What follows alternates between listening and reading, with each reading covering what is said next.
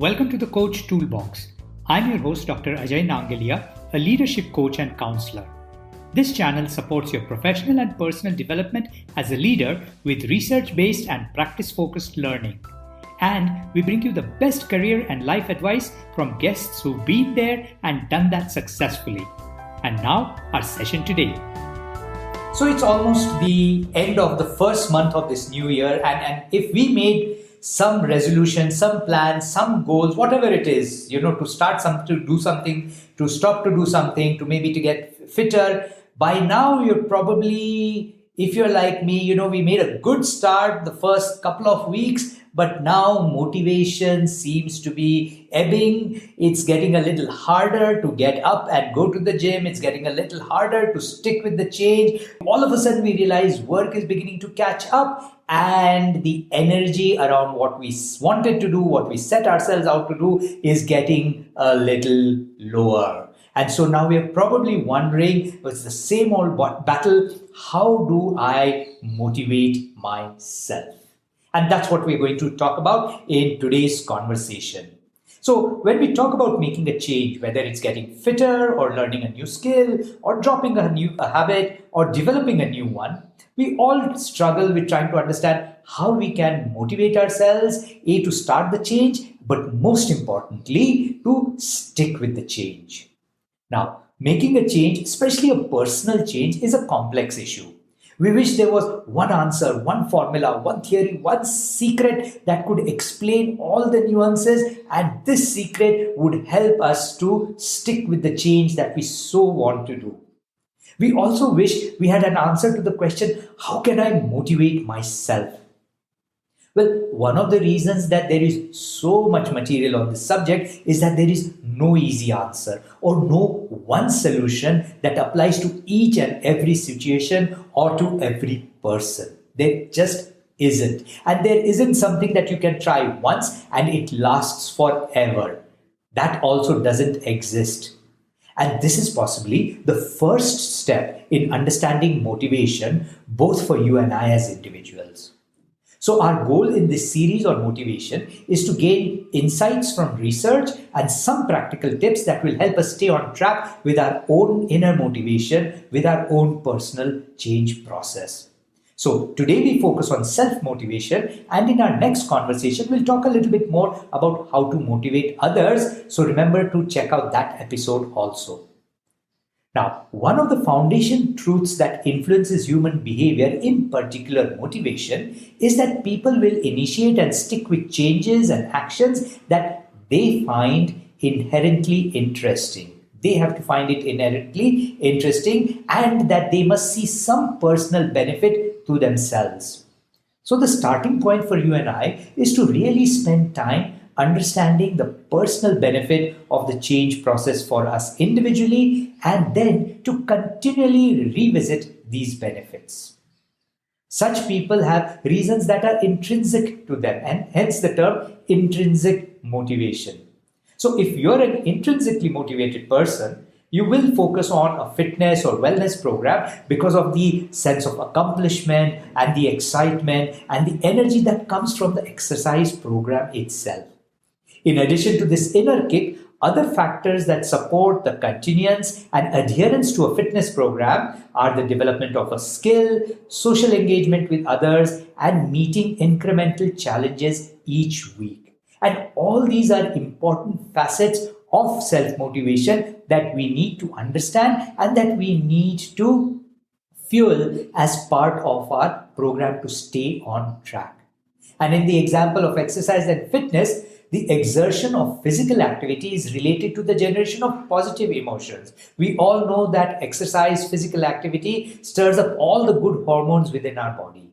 And it is these positive emotions and the sense of meeting ongoing accomplishments which creates a virtuous cycle that keeps you and I persistent with the program despite the barriers that come up. And barriers will come up. That's part of life. That's part of our normal process. So it's important for us to think about the barriers and most importantly, plan for overcoming these barriers.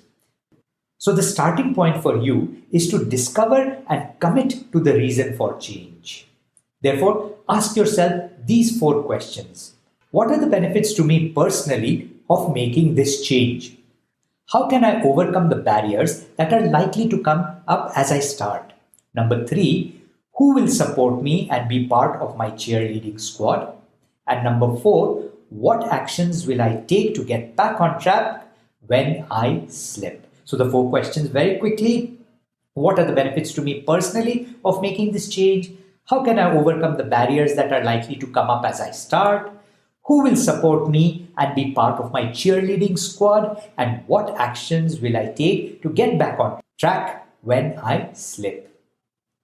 So work with your own coach or perhaps a close friend or your partner to find these answers, and then it's important for you to review them on an ongoing basis. That's critical. Furthermore, it's essential to have fun or create fun and enjoyment around the change process in ways that work for you personally, because it's very hard to stick with change if there are no good vibes associated or being generated with the change process. So creating and finding fun is essential to motivation and program adherence. Therefore, create fun for yourself, celebrate little steps, and savor the sense of accomplishment that comes with these baby steps. This process will help you keep the reasons that you're intrinsically motivated fresh for you.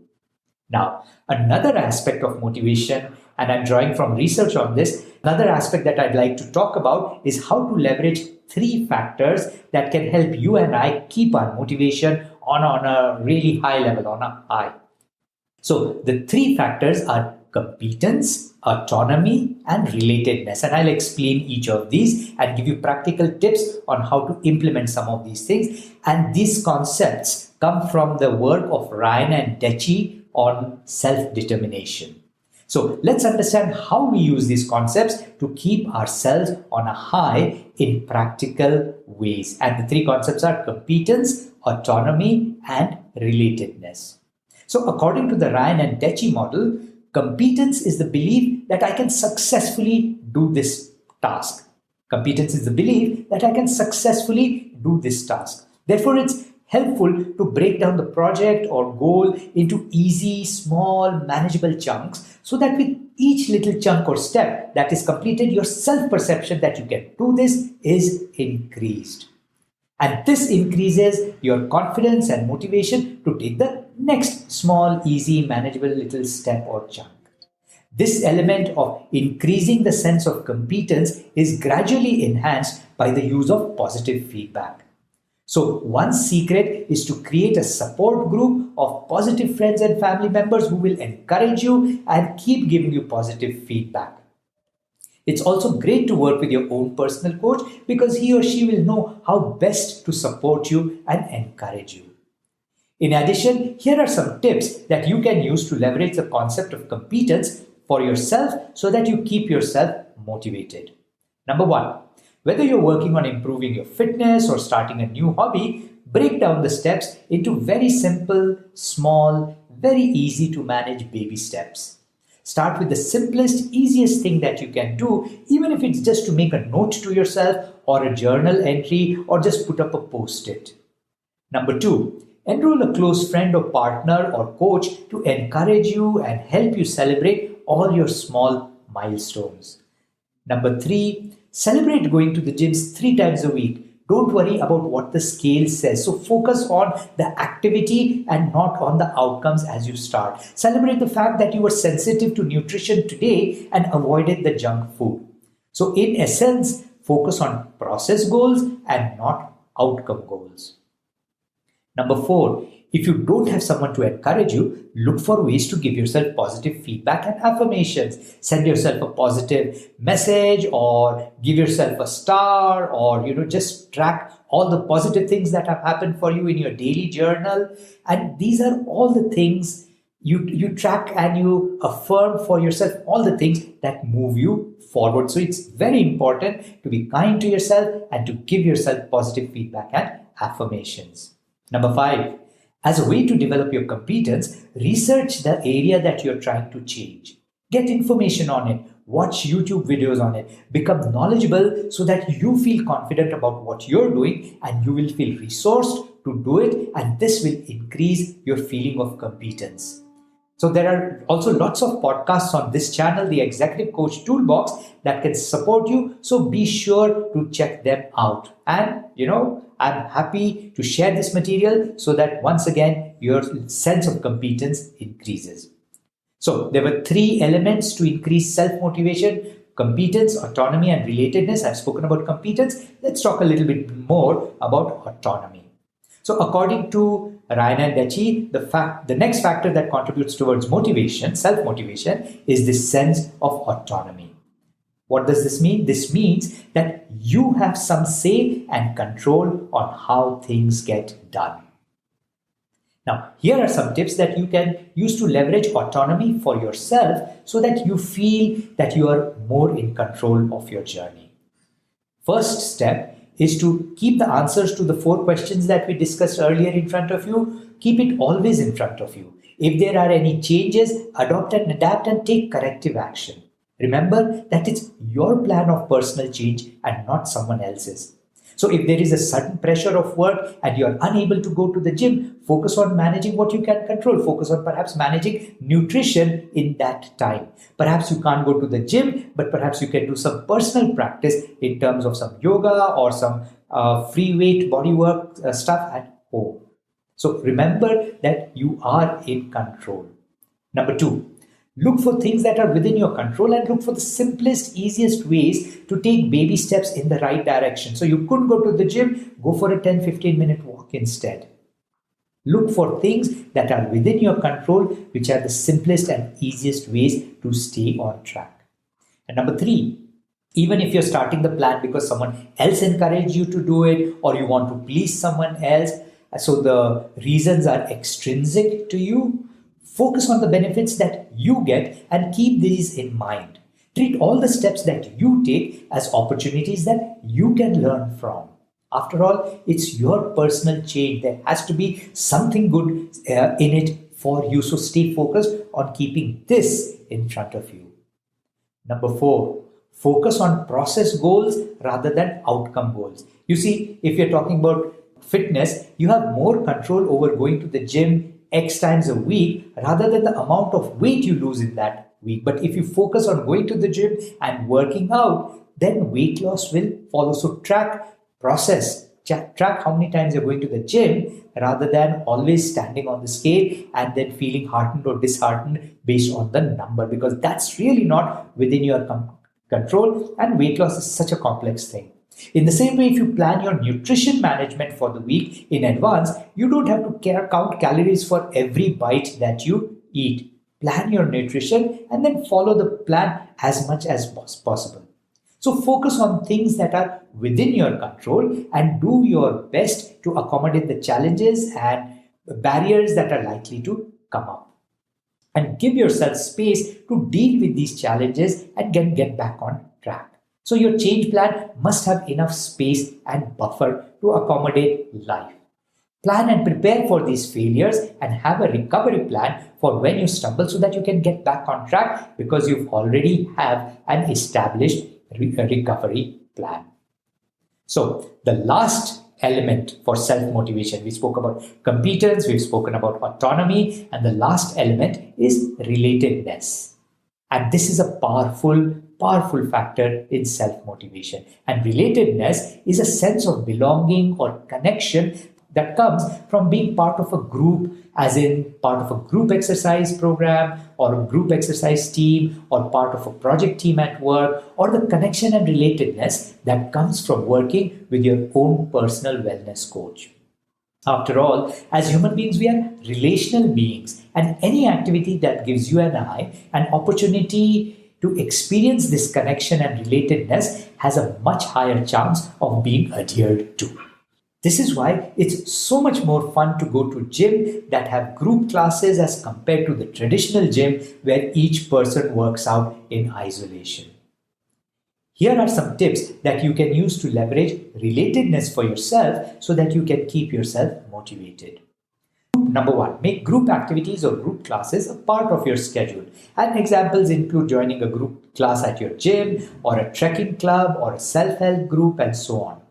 Based on the goal or project that you're working on, connect and interact with people who share similar interests. So if you're focusing on your fitness in terms of exercise or better nutrition management, then be part of a small group of people who share similar interests.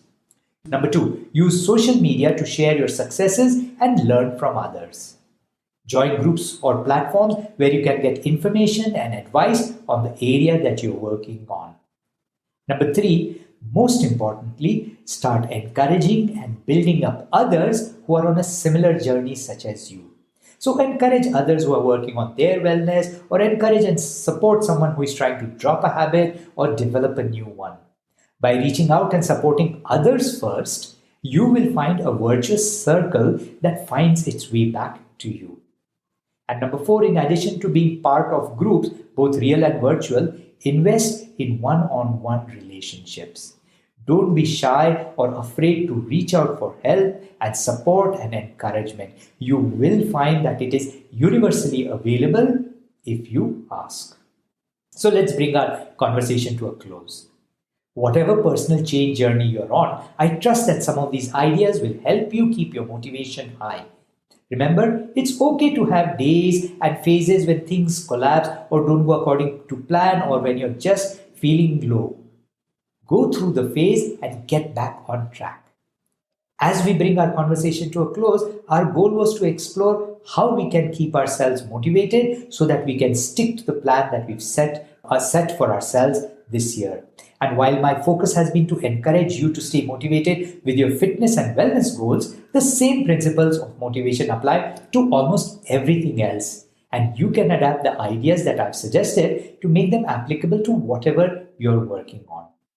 So I wish you well on keeping on track with your goals using some of these ideas. But before we go, we spoke about the importance of relatedness and connection as integral to maintaining motivation. And most of us who are on this fitness and wellness journey usually end up finding ourselves very alone.